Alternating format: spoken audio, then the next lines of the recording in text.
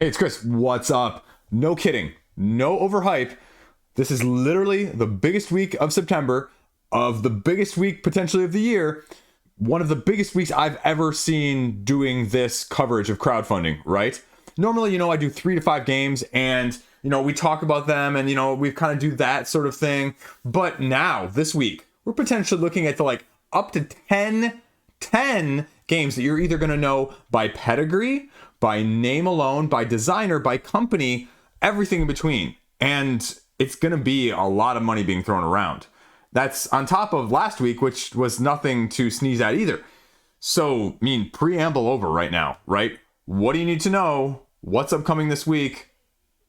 Let's go. First up, right behind me, we got 2 of them. So we'll start out in front of me. I have Beast Shattered Isles. We have the expansion to go along with the base game. Now it's giving you 2 different expansions here, Shattered Isles, as well as additional content that's going to be available during the campaign. I have in front of me 2 maps, 3 beasts, 3 heroes, and it's just adding more content. It's adding a slight nuance and slight mechanistic approach, a little bit more rules, not too much though overall, at least what I have in front of me. The question as a one versus all, monsters versus hunters. Interestingly enough, I'll talk about this more in the video for the game itself, but very, very divisive. People either love it or absolutely despise it from what I've seen, reviewers and just general community as a whole, which is very interesting. It's a one versus all where you're a hunter, anywhere from 2 to 3 hunters going up against a monster with hidden slight movement, but more asymmetric abilities, either trying to score enough points if you're the monster in various ways, or just eliminate the creature in the first place over a series of 3 days. And that's what you're going to be having to go up against, and it's just giving you more of a good thing. If this is your thing. That's sort of the question. Studio Midhall, they just released the prices for this as well. It's going to be expensive. They're going with a slightly different approach than they did previously. I have some acrylic standees, just a little bit of what you need to know. The second game up we're talking about is the other one behind me on this side, and that's Vagrantsong from Weird Games. That is their asymmetric spin on a dungeon crawl where you are fighting haints, essentially ghosts who have been corrupted, and you are not really fighting them, but you're dealing them enough damage to actually release them and allow them to be free and not stuck in the evil mode, essentially. And you're going through this train is the scenario-based system with a little bit of a campaign as well, with a camp phase and a carryover phase and certain number of characters you have to be playing, and that's sort of the biggest issue with this game. Now, this is a 2021 release. This is one of the best games of 2021 for me. Don't listen to me, though. Tom Vassell agreed, so not just me spouting off as a Kickstarter shill here either, right? Because that's what the accusations are when you talk about some of these crowdfunding games so positively. But this was an absolutely fantastic, completely different approach to this, with also a lot of chaos because of the aspects that it does slightly differently from a dungeon crawl. And so again, I'll have a video talking about the 3 scenarios that are in this game as well for the campaign. Again, highly well thought of campaign game. Not as long as the other campaign lifestyle games that you may be more familiar with, but it still is in that. So if you're not looking for that, this isn't going to change your mind, because this is allegedly going to have pretty much exactly the same amount of content as the base game, which the base game has something like 26, 28 scenarios, something along those lines. I forget exactly the number, but it's going to have almost the exact same in this. So when I say more, that's, a significant content amount from that aspect. Now, those are the reasons why the one that's getting bumped to number 3 here is actually Awakened Realms' Dragon Eclipse. Dragon Eclipse is going to be a conundrum. It's going to be a mystery wrapped in an enigma, wrapped in a puzzle, because I don't know what to make of this. There are some early videos out from a few big name folks, and they're showing the solo mode because it says 1 to 2 players. That's where the big question mark is going to come in. And they blatantly say in the latest update at the time of me filming this that, hey, yeah, we didn't do the multiplayer thing because there was a lot of extra content that would need to be acquired, and we tried to trim down the prototypes when we send them out to people, and totally understandable. Makes a lot of sense. But it's basically a 1-player sort of Pokemon-esque LCG style card game situation. And even the latest update says, well, you can play PvP, you can play versus the AI system, and there's going to be some slight nuances there. You can sort of deck construct as well. But the concerning thing there, as I say with a lot of these games, as I say with almost all of these games that come to crowdfunding or retail, is they're going for the solo, they're going for the co-op, they're going for the PvP. How well can you actually do all three of those? Now, we've never doubted the miniatures because somehow this Pokemon style card-based deck constructing game is going to need miniatures. But again, I give Awakened Realms kudos because they always split that superfluous add-on away from the main game content. At the same time, scope creep has always been the issue. Not the art, not the direction, not the thought process, but the scope creep. Because they say that, at least per the wording in the latest update, reading between the lines, that it's not even fully fleshed out. And that worries me. You're going into a campaign not having those modes fully fleshed out, which means I'm concerned that, one, it's either going to take years to get it, or one of those modes is going to be significantly better than the others. I'm looking for an excellent mode. I don't care about all three modes. People were complaining about Beast in the forum section. There's not a dedicated solo mode. It's a hidden movement 1 versus all game. Can't please everybody. Holy crap. Go play solo games. Go get Hoplomachus, right? But this is sort of my spin of the Awakened Realms version of Hoplomachus, right? And I would assume if it does well, if you're Pokemoning it, right, you could have a lot of additional little, right? Gotta catch 'em all. And that's what it gives me the feel of. I'm not sure if that's what they're going for in that sense. And it's going to have like a very limited pack distribution in terms of like you can reopen them and put them back and, sort of LCG-esque more if you feel. But I don't know. I don't know what to make of it. Price point for something like this? Again, it sort of gives me Seventh Continent vibes all over again, right? Seventh Continent, you can play multiplayer.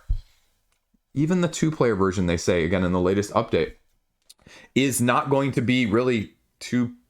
Yeah, you're each going to have your own creatures and you're going to fight the AI, but you're going to have half the number of turns. You're going to have half the number of stuff kind of split between you. And there's also decision making in this like campaign-esque game that you're kind of going through, right?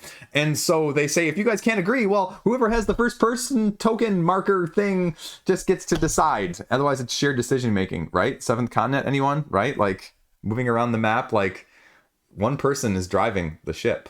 And this kind of is no different. So that's kind of why I look at this and I go, you can put whatever other player count on there, but for me, the way I'm interpreting all of the stuff that's been released so far, this is a 1-player, mainly driven game. Everything else is going to be secondary. That's not a bad thing. Look at Hoplomachus right now. Having that niche, there's plenty of customers. Trying to appease the masses, though, on all niches. Niches? Not niches. Just teasing there. I didn't actually mispronounce that. I mispronounced it on purpose just to get a rile, because there's always people in the comment section. Oh, Chris messed up Blue Waffle. Anyway. But that's the big question. And yeah, it's got like, I don't know, 20, 30,000 people following it. And there's going to be way too many people backing it that probably aren't going to fit the demographic that are actually going to like it. Seventh Continent right now, you can't sell in the secondary market because people just bought into the hype the second time around. Now we'll see if Seventh Citadel does anything different, but that's the other one going on. The next one up, again, is sort of staying in the same realms of things. The recently delivered Ice. Sort of the ICE with the big spaces in between. That game, from the creators of that, they're going into the same world. That was more of a worker placement, like dig down through the layers, exploration sort of game. This is staying in that same world, but it's more of a strategic tile laying game with hidden alliances with the people on your left and your right, and between two cities, anyone. So you've got like the hidden objectives that you're trying to complete with the person on your left and the person on your right, and similar to those games, like wherever the score is lower of the two is going to be your final score. But you're going to be doing it in a tile laying sense with this ice-based world in a fantasy system where you're sort of building your civilization. And I literally, on the day of me filming this, just got the prototype copy in the mail. So there's no way, unfortunately, I'm going to have the video for that one done prior to the campaign, because the rest of my time this weekend is actually going to be spent doing Beast right here and then Vagrantsong. And so that one is going to be probably sometime a week or so after, as well as Fromage. I'm getting that one apparently too. So we're gonna have just a variety, a smattering, and Monasterium as well. Patreon folks already knew that though. Because Monasterium is getting a deluxe Kickstarter edition as well, because it hasn't been widely available over in North America. Anyway, side tangent there. But Founders is going to be this, and it's actually a lot smaller box size than I was expecting, which is really interesting. But with Ice, that's going to be sort of the upcoming question of why get it on crowdfunding. Ice didn't have a lot of necessarily exclusives. They did a lot more of the deluxeifications and I think like art prints, and that was the cost increase, and that's really why you got it. And similar to Beast, actually, very similar to Beast. And so the question more is, do you need that sort of stuff, and is that your ilk? And yeah, plenty of people like it. I mean, the artwork on both of these games is absolutely fantastic, and some people feel they really want that. And if you do, great. But if you don't, I mean, that's where the question of pass on crowdfunding and pick it up later always comes up as well. Speaking of that though, and because there's been some of the other games from this company out of print, they actually, in the first update for this game, said, what other games do you want to see us potentially add on as add-ons, right? Red Raven is coming out with Creature Caravans, which is sort of a caravan traveling. You know, if you remember, or if you've ever seen Wayfarers of South Tigris, right? You have this map where you're traveling across and you're getting various victory win conditions as you're going across. And when somebody actually makes it all the way to the end, that's when the end game scoring is. Now imagine that as an actual caravan, and imagine you getting like items and resources and an open market that you can all buy from separately and simultaneously. That's sort of what you've gotten going on with Creature Caravan. And they're offering apparently some of their other games like Rome, Near and Far, things like that might be available as well. Not sure during the campaign or maybe in the pledge manager, but they, you know, surveying people and wanting to know what they're interested in for the campaign. So that's also going to be launching as well. And this is probably just like Stonemaier, right? Like I don't have any Stonemaier games except Expeditions, which is a whole nother review coming out separately later on. I don't have any Red Raven games. I've had a few pass in and out. You know, I actually had Near and Far. I actually had Nightfall, was their more recent retail release. I ended up trading that away. Great game, but just not fully for me. I prefer my asymmetric battle, it's just slightly different than that one. But this is going to be a good test of the market, because the last one I think we've seen from them on crowdfunding was Sleeping Gods 2, and that's still waiting to be delivered as a backer, right? That shouldn't have backed it. That's me. This is going to be more of a test of a Tableau engine build style of things, and I'm interested to see what they can do with this, because it is speaking more to me as approachability. I can actually get this game played style of things, as opposed to Sleeping Gods, which is a campaign like we talked about earlier. Speaking of getting way too much stuff of a game though, let's stay right on that tangent and let's go to Final Girl. Final Girl Season 3. You know, I made the comparison earlier of like Pokemon and Dragon Eclipse, and you know, Dragon Eclipse and like Hoplomachus, right? Let's stay with Final Girl and let's compare it to Marvel United. And you're gonna go, Chris, what the are you on? Well, Marvel United and Final Girl, right? This is gonna be Final Girl Season 3. Marvel United 3 seasons. But the thing and the commonality between both of them, the Venn diagram overlapping similarity between both of them, is that you've got a way too much content situation going on. You don't need all the Final Girl expansions. You don't need anywhere near all the Marvel United expansions. Do I have all of them? No, I actually don't. I ordered all of them, but I've sold a significant amount of them, because eventually I get through them and I say, I like these ones better than these ones. I like these ones better than these ones. And now you're going into a Season 3 and you have the ability, hopefully, to pick and choose what you want of Season 1 and Season 2. And you even have people out there that probably have done whole tier ranking lists of this horror-based solo game, right? That is also maybe going to break $1 million as well. Like if more than 2 games don't break $1 million on this week, I would be shocked. Like it's really, the over under is like 3.5, really. Remember that? If you're a way back watcher, like when I used to do the over-unders on prop bets on this, crowdfunding side of things, it's maybe something fun I should bring back every once in a while. Anyway, though, I'm getting distracted here. Final Girl Season 3. I mean, it's literally like Marvel United. And I imagine that's what a lot of people are doing. And I've seen a lot of people selling pieces of collection. I've seen a lot of people selling collections as a whole because they realize that they don't need it or they can't play it all and they just don't want it all. And that's okay. But this is sort of playing along those same lines. The question is going to be, what is going to be new in Season 3? I don't even know the differences between Season 1 and Season 2 because I'm not a solo player and I've never played it. It's never going to end up in my collection. I'm okay with that. You know, again, not as I don't like it, but you know, when I play solo games, it's usually like to learn them, you know, playing two-handed as playing a solo, not because I'm like playing a lot of stuff solo. And so that is the market though that we're talking about this week, especially with a couple of the other games like Dragon Eclipse, like I've already talked about. So it'd be interesting to see how that money gets divided up because, I mean, can you back it all? Gotta catch them all. Right?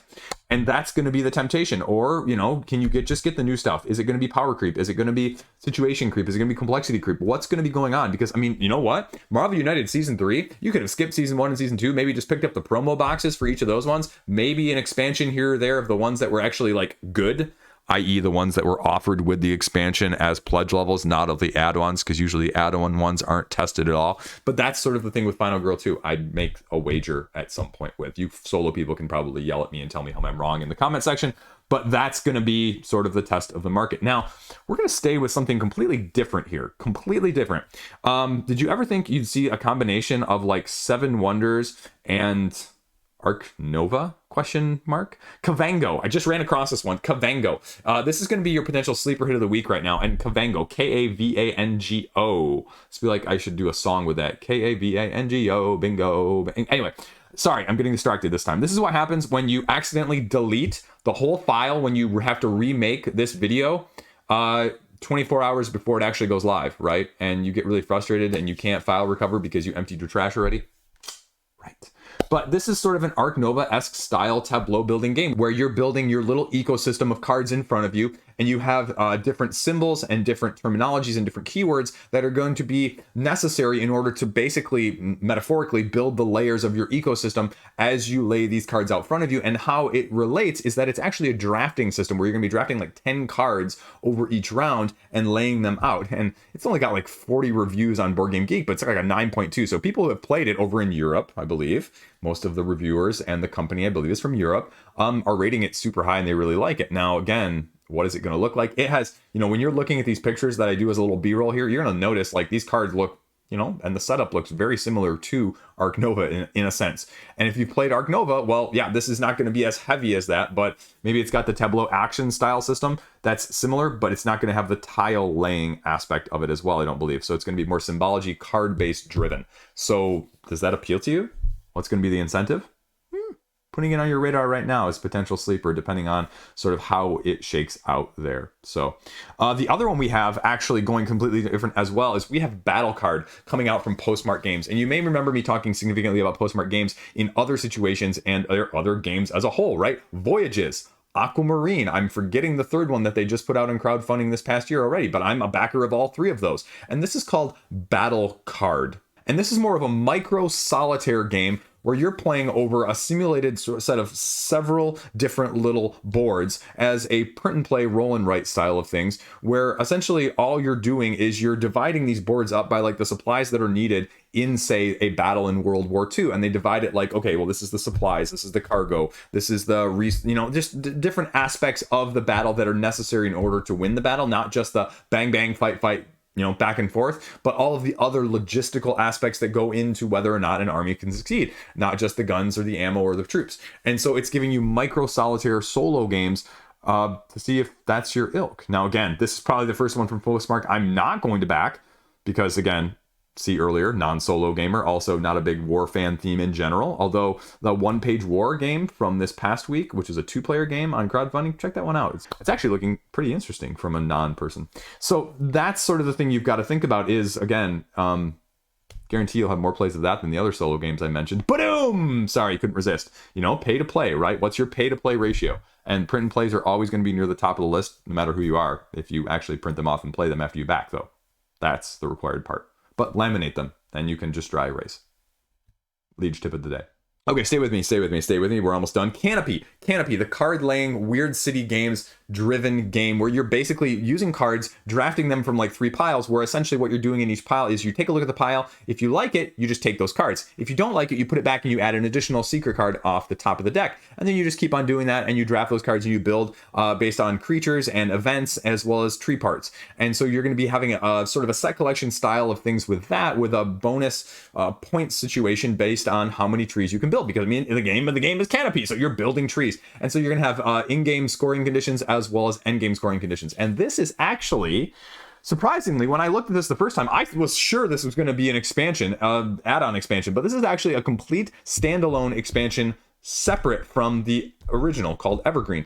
And the question is, again, I don't really get a great sense of what's going to be new and different. I'm imagining, just based on the description alone, it's going to be slightly more complex. It's going to have slightly more nuance. The animal and the creature cards and the items that they've shown us so far look that way, but I don't really know for sure. Like Canopy was a good, solid game, but ultimately, like, of the card games that I own and have played, like, it was not one that me and my wife, like, loved. It's a great game, but not one that we were overly the top with. And so I ended up actually just trading it away. And I guess, just like with a couple other games I've had recently that are crowdfunded, the little mini expansions sometimes add just this much, but this much is also enough to push it from this is a good game to this is a game that's not leaving my collection. I've got one that I'm going to be doing a review on shortly called Leaf, if you're familiar with that one from crowdfunding, that I think the expansions do or can do that with, as well as the one from last year that was on my top 10 games of the year of Trekking Through History, where the expansion is one that I'd never play without it, but it's one of those mini little Kickstarter extra exclusives, not exclusives, but price point saving things that you're not going to get elsewhere, or you're going to have to wait significantly longer at retail and pay a little bit more price. So not to make it or break it by any means, but that was sort of the vibe I maybe get with this as well. But we're going to wait and see. And this one, again, could be, a couple $100,000 just, because the nature theme, as I mentioned, this, Kavango already. I mean, what else were we seeing? We saw Life of Amazonia. We saw Search for Lost Species, Ark Nova. I mean, like, just all of these games are just popping up out of nowhere, and it's like the Cthulhu zombie wave that was going on a year or two ago before all of this, and now this is more of the rage. So that one is launching this week. And then the last one we're talking about this week is actually Transmissions, which is a lighter style worker placement game, but it's very family friendly, very, I don't know, can I say cute aesthetic? Like, I like the aesthetically cute art that is these little robots, and they did little miniature metal ones, I think, as well as add-ons that you could get that were, extra deluxeifications. And I guess this is going to be a reprint, a second reprint with a second edition, essentially. And I guess they're going to be offering the same expansions. I thought originally they were going to be offering new expansions too, but it's not fully clear based off of reading the Board Game Geek forums. Exactly. I'm probably just skimmed them over way too lightly, and so I'm sure it's clear there, but I'm imagining, though, if it's coming to Kickstarter, it's going to have a little something new because that's Kickstarter's rule, right? So, but we're going to see. I mean, this is a relatively well thought of, under the radar, light worker placement style game with robots where you're going around and building your little resources. And I don't really know much more concretely that separates it out from the light worker placement style of things. So, as someone who's always kind of had it on their periphery, like, I'm going to be giving this one a harder look-see than I probably would have otherwise. Because, yeah, why not, right? This is a nice family kid style game that I could see as working and really enticing them in the first place of wanting to do. So will I end up getting it? Probably not. But it's something that I will give a harder look than I probably would have, say, a year or two ago as well. And that's always intriguing to me in addition. I like being surprised like that. So that's it. That is the upcoming week. And I mean, just like this past week, just like last week, I mean, there's one or two that always pop out of nowhere. Like Rivals was the one that's actually doing really, really well from this past week. And then we had Mycelia from 2 weeks ago. And then we also had 2 weeks ago Unreliable Wizard. You know what? I apologize. I don't know. I must have accidentally cut it out or not included it. Like one of the astute folks in the comment section said, "Hey, Chris, did you do Unreliable Wizard?" I was like, "Oh, yeah, I did it in last week's video." And then they're like, "Chris, it's not there." And I'm like, "Oh, I did one of those things where I just forgot to include the timestamp for it." And I'm scrolling through the video. It's not there. So apparently this week I'm also covering Unreliable Wizard upcoming. I'm backing that right now. Whether or not I'm going to keep it is a whole issue. But it's that and Trick Takers are the heaviest ones for me. Mythic Mischief as well. I love Mythic Mischief. I need to get that wooden board. So what else is going on? Personal lifetime, you can tune out if you don't want to know about my personal life whatsoever, but this is my channel. I get to talk about things I want to talk about. So two things there. I mean, right, like what am I watching right now? I finished Silo, the Apple TV series. It's pretty good. I mean, I worry that the second season isn't going to be, a little drier and a little bit too, over the top, but it was pretty decent. And what am I watching right now? Actually, Dark Wind, the AMC series, pretty decent. I'm not fully enthralled by it. I'm probably going to watch or catch up on Foundation as well. I think I'm an episode or two behind on that, but otherwise there's not really a whole lot gripping me right now. A couple reviews coming up, like I said, right, over the next day or two, depending on filming, depending on editing, depending on timing. Now that I had to refilm this, we have Beast Shattered Isles. We have behind me as well Vagrantsong with the new stuff, and then we're also going to have, like I mentioned, I think Fromage is coming, Founders is here, as well as Monasterium. So those are the three big ones, all in crowdfunding. Going to be coming up shortly in the next week and a half or so that you can expect to see on the channel. Couple other videos as well that I'm going to be doing, and I've already done. So I'm just behind on way too much stuff. There's too much stuff that I can put out there. Some of the stuff, is more timely, doing the news ones, doing the mythic rant, right? When after it's, just happened and talking about that, as well as some of like the look backs. But even the look backs from like last month, I've got them filmed. I just haven't done them edited. I've got a bunch of other reviews from some review copies and some other stuff that I'm going to be doing as well. Just a whole smattering of things. 2 Kickstarters that I was really excited by, and both kind of let me down. And now that I filmed them separately, I almost wondered if I should have filmed them together. And maybe I'll do another one of those games that have disappointed me videos in some way, shape, or form again. But thank you again. You guys really liked the Mythic one, and you guys seem to like the don't buy it at retail side of things. So I'll definitely be doing those as well. And I'll probably be doing a don't buy it at ESSEN style of things, because there's going to be a whole host of ESSEN hype for all of you that can go, right? At least with some of the North American conventions, because I know most of my audience is North America. Like, that makes a little more sense, like with Gen Con and, you know, PAX and, you know, whatever else. But it's going to be a whole lot of ESSEN hype. And, you know, I look at that and go, how many of you are actually going to be able to go ESSEN or get ESSEN games?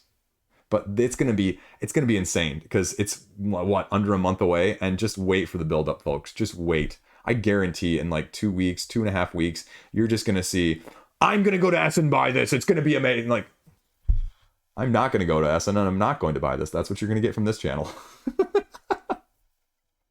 But I like doing those too. Like, you know, sometimes we got to be held in check, and sometimes we got to be accountable, and I keep myself accountable. And you know what? Like I always say, if you really want it, click wait on the wait list, or just try and trade for it. You know, make yourself get rid of something. I just got 2 relatively new and hot games from trading purposes, right? I just got a copy of Expeditions, and I just got a copy of Age of Innovation.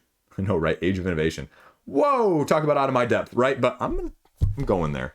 I'm going there. Whether or not I'm going to review it, that's a whole nother thing, though. Embarrass myself live on, you know, TV like I did last time with the Hamlet review. I screwed up the explanation. I'm sorry. That's why you just don't talk about rules in videos. You leave that to the rule folks. I'm done. Ramble over. I got too much other stuff to film. Doing this for the second time. Thanks, guys. Appreciate it. Subscribe if you made it this far and you made it through all the rants, raves, and everything else. So I apologize. A little bit more hyped up for the second video than I was the first, but hopefully it's just as good. I hope so. Maybe we'll hit 10K by the end of the year. I don't know. What are we at, like 8,300 or something? It won't happen. I need to get a promo. That's how you know you've made it, right? Either you hit 10K, right? Or you get yourself in a promo for a game, right? I'm done. Peace out. Stay classy. See you around.